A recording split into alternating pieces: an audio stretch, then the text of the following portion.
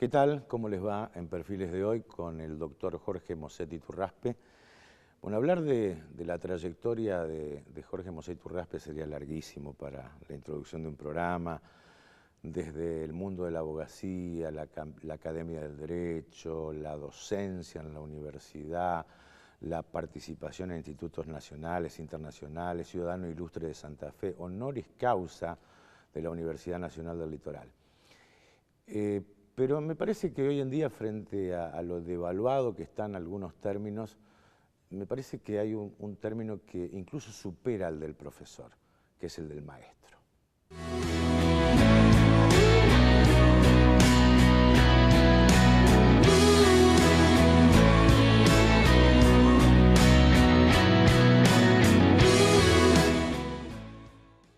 ¿Qué tal, doctor? ¿Cómo le va?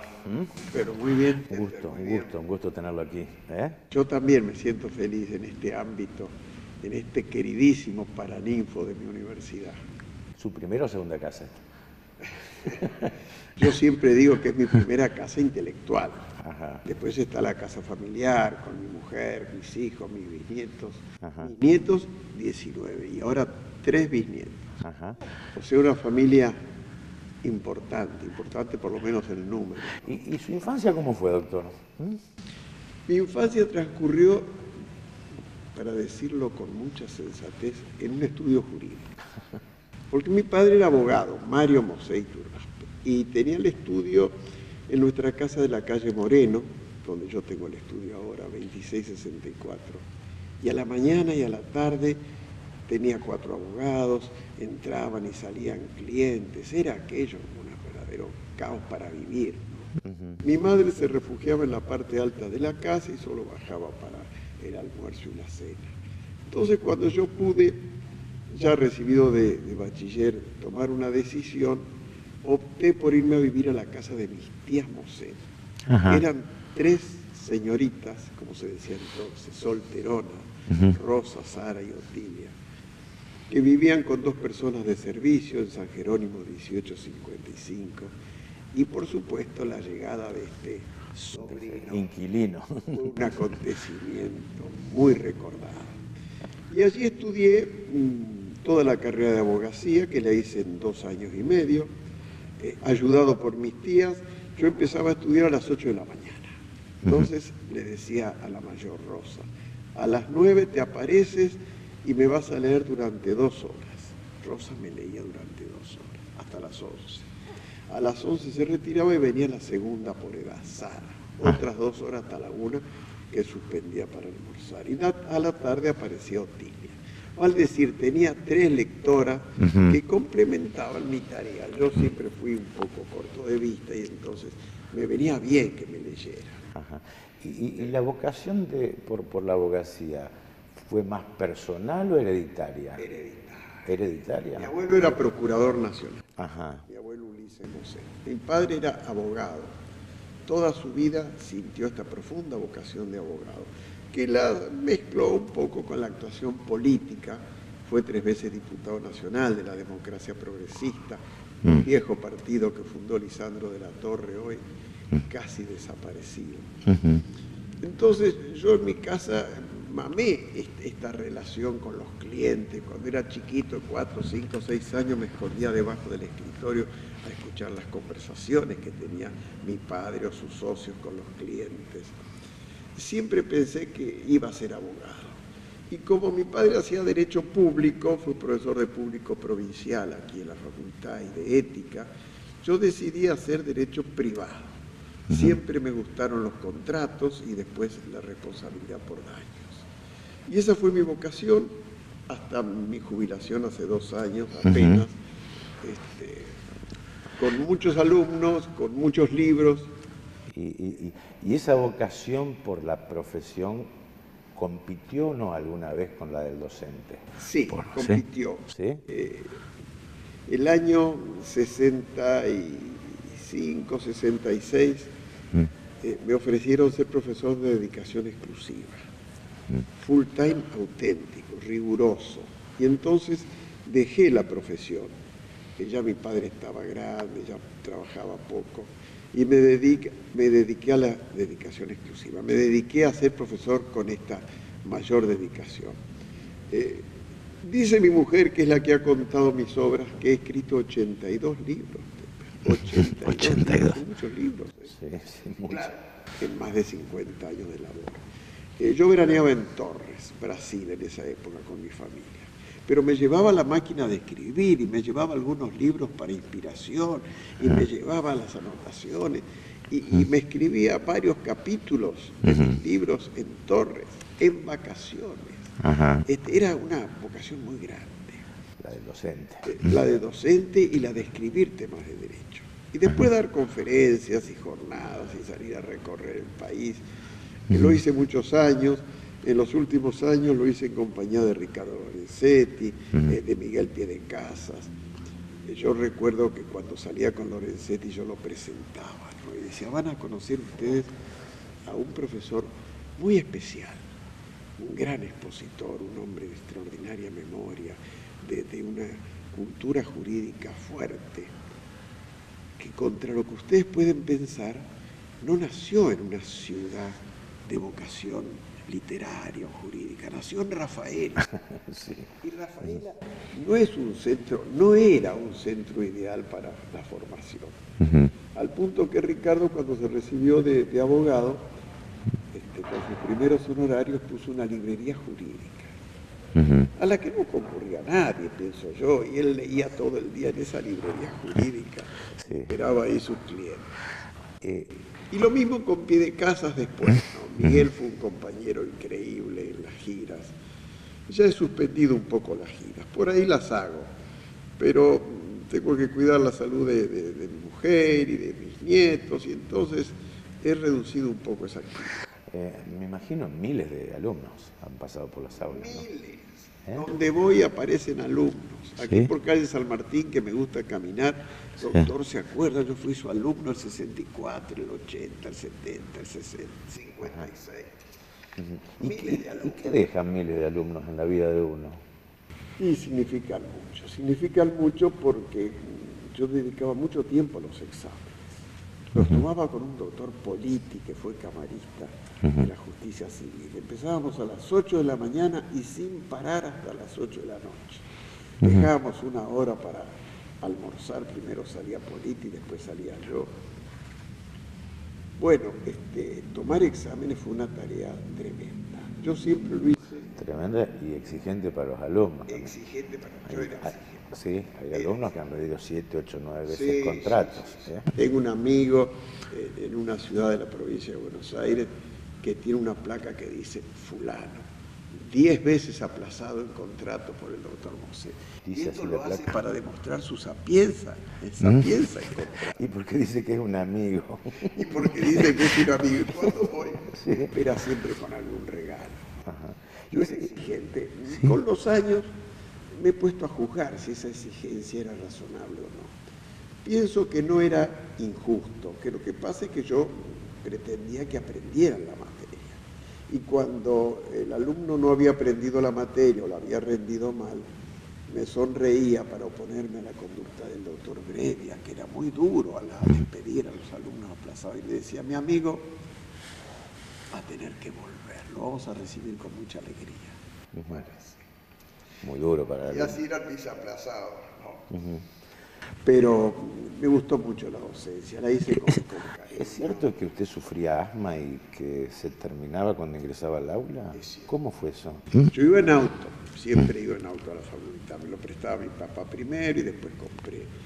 Y mientras iba hacia la facultad iba tosiendo y agitado, asmático, heredado también de mi padre. Al detener el auto frente a la facultad y bajarme, el asma se retiraba.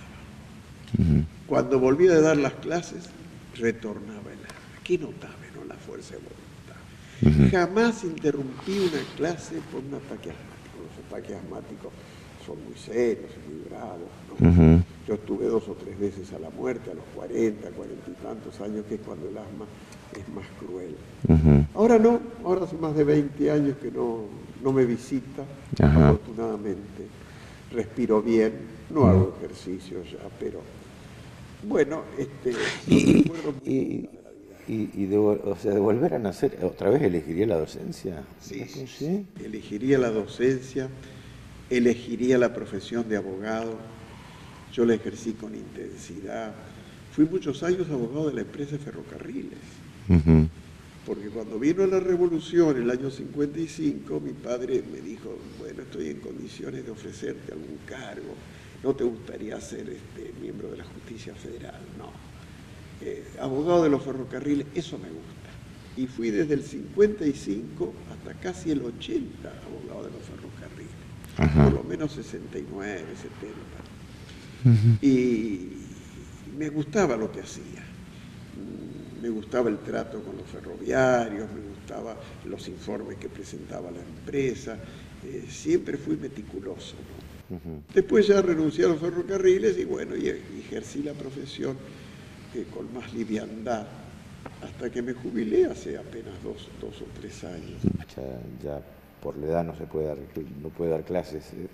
No, por la edad me jubilaron en la facultad. Me dijeron, bueno, doctor, Ya muchos, demasiados alumnos aplazados. 80 años. Yo recordaba el caso de un doctor Piedrabuena, Sí. hijo de Carmelo, que siguió en la facultad como hasta los 81, 82, todo el mundo decía, ¿por qué no se jubila Piedrabuena?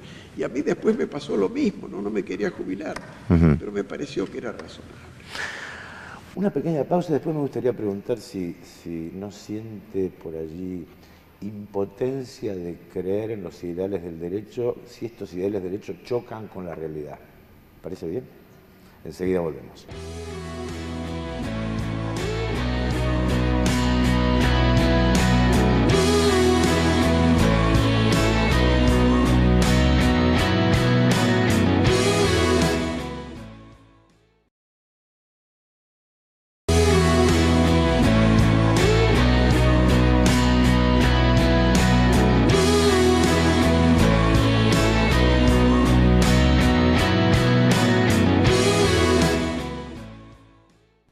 Seguimos con el doctor Jorge Mossetti Turraspe. Había quedado un tema pendiente.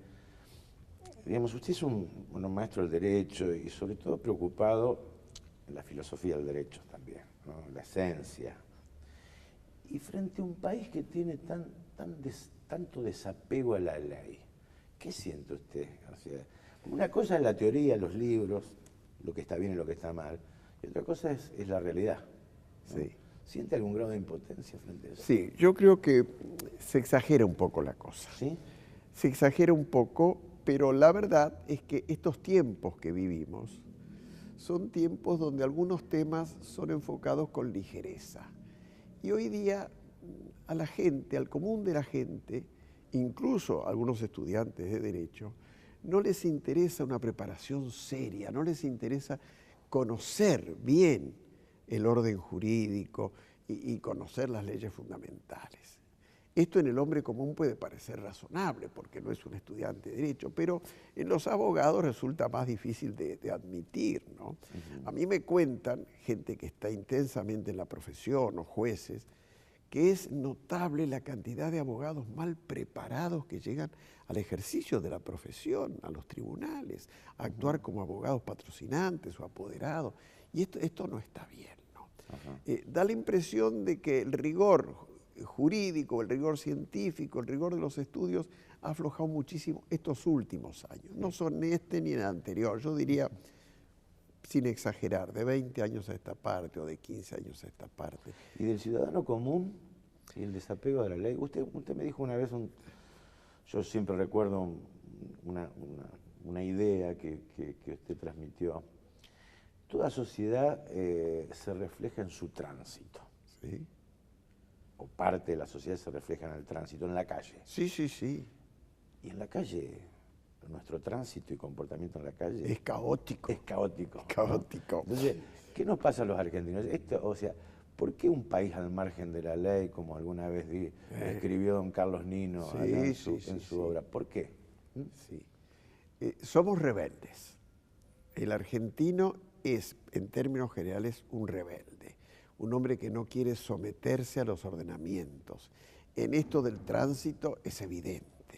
yo todavía manejo y tengo que hacerlo a una velocidad mínima porque se me vienen de un lado y del otro y ya la gente no toca bocina, bueno, eso puede estar bien, pero no aminora la marcha en las esquinas, no mira para un lado y para el otro como es menester hacerlo. Y esto del tránsito es un buen ejemplo de lo que pasa en la vida, ¿no? La gente no se preocupa por llevar un comportamiento cuidadoso, respetuoso de los vecinos, respetuoso del prójimo en general. ¿Qué pasa? Bueno, se da un poco la realidad de aquello de vive como se te da la gana, vive con el menor esfuerzo, no te preocupes tanto del prójimo. Incluso yo vivo en una casa de departamento, observo que el respeto por el ascensor, llamar uno y esperar que venga y no llamar los dos, ha disminuido muchísimo, aún entre gente de una posición social que se supone que tiene también una posición cultural. Hemos conversado muchas veces y hemos siempre sobre destacado la ética comunitaria. Esta ética, esta falta de ética comunitaria, ¿no? Los argentinos estamos un poco despreocupados, sí, despreocupados por una vida socialmente ordenada, una vida socialmente bien llevada, donde cada uno tenga por el prójimo un gran respeto y por nuestra familia en general. Casi que él vive como se te da la gana, la despreocupación, la atención a otros problemas. La gente dice, yo estoy preocupado por el trabajo, por mis ingresos, por mi problema con tal o cual cosa. No está bien. Yo creo que en esto, a mí no me gusta comparar. Cuando la gente dice, porque en otros lugares del mundo hay gente mejor, en otras ciudades, nosotros somos sobre todas las cosas latinoamericanos. Está bien que la mayoría de nosotros tiene sangre italiana, francesa o de la que fuere, pero somos latinoamericanos. Y dentro de Latinoamérica no tenemos una mala ubicación en términos generales. Esto de creer que los uruguayos o los chilenos, los peruanos son mejores que nosotros, es un grave error, ¿no? Ahora, los índices educativos han disminuido en Argentina. Usted decía los niveles de exigencias. Sí, pero yo, por ejemplo, cuento, yo soy de la Academia de Derecho de Lima, Perú. Somos 40 miembros de la Academia. 37 o 38 de nosotros son blancos, así como yo soy blanco, en un país de mestizos y de negros, como es el caso del Perú, ¿no? Y entonces yo he preguntado, ¿por qué es así? Bueno, porque la Academia otorga una preferencia, que no lo confiesa, pero es así, a los juristas de sangre europea, a los que vienen de italianos, franceses, alemanes. Pero y los de sangre peruana, de segunda o tercera generación. Hay universidades, como la del Inca Garcilaso de la Vega, la Universidad de la Mujer, donde son casi todos peruanos de varias generaciones, y separados de las universidades que tienen a peruanos de primera generación o segunda. Bueno, esto no está bien, esto no se da entre nosotros, pero se da en muchos países de Latinoamérica. En Chile también es distinguida la gente de sangre indígena, de la gente de sangre europea. En Uruguay no tanto, pero son cosas que... Digamos, y la cultura de cumplimiento de la ley no debe provenir a través del ejemplo del propio poder, digo, porque desde el propio poder se incumple la ley, entonces uno culturalmente para abajo estima que el argentino es así por esto, ¿no? Sí. Algo de eso hay. ¿Algo de eso hay? El cumplimiento de la ley necesita de buenos ejemplos. Necesita que uno imite comportamientos de gente que en la sociedad ocupa lugares importantes.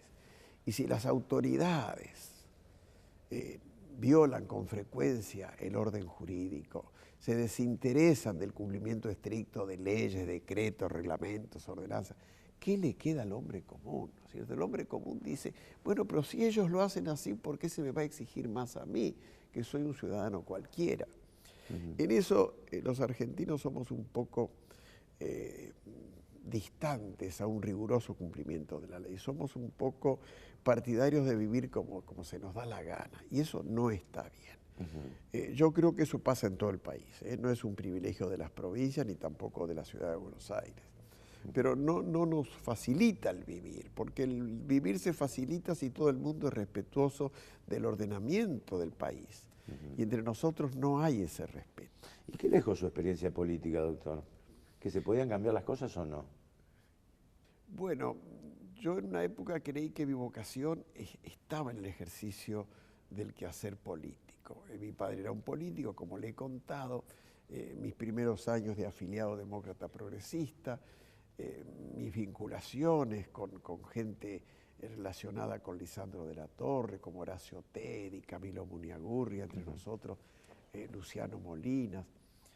Pero poco a poco me fui alejando por mi atracción hacia el derecho, ¿no es cierto? Era casi incompatible que yo ejercitara intensamente la militancia política partidista con el ejercicio de la actividad de abogado y sobre todo de profesor universitario, de media dedicación primero y full time después. Esto lo vi como algo incompatible, pero siempre he pensado que tengo vocación política. Ciudadanos, nuestros amigos, la provincia necesitan de personas que se interesen, que con su vocación jurídica unida a su vocación política trabajen para el bien común. Yo pensaba y me decían mis yernos, ¿no? ¿Qué va a hacer usted si gana las elecciones y es vicegobernador y va a tener que presidir el Senado? Y bueno, me haría estas inquietudes. ¿Feliz con su vida? Feliz con mi vida. Tengo una buena mujer que me acompaña desde hace 62 años. No es común, ¿eh? 62 años de casado. Mi hija mayor ha cumplido 60 años. Como te conté, tengo 19 nietos y 3 bisnietos varones y 6 hijos. Bueno, estoy satisfecho con mi vida, sí. Doctor, ha sido realmente un placer haber conversado con usted. Para mí conversar contigo, Tepper, como lo hacíamos en otros tiempos, ¿no? Y estoy a tus órdenes para hacer alguna reunión cada 15 días y hablar de las cosas comunes, del país, de la provincia. Gracias, doctor, muy amable. A tus órdenes.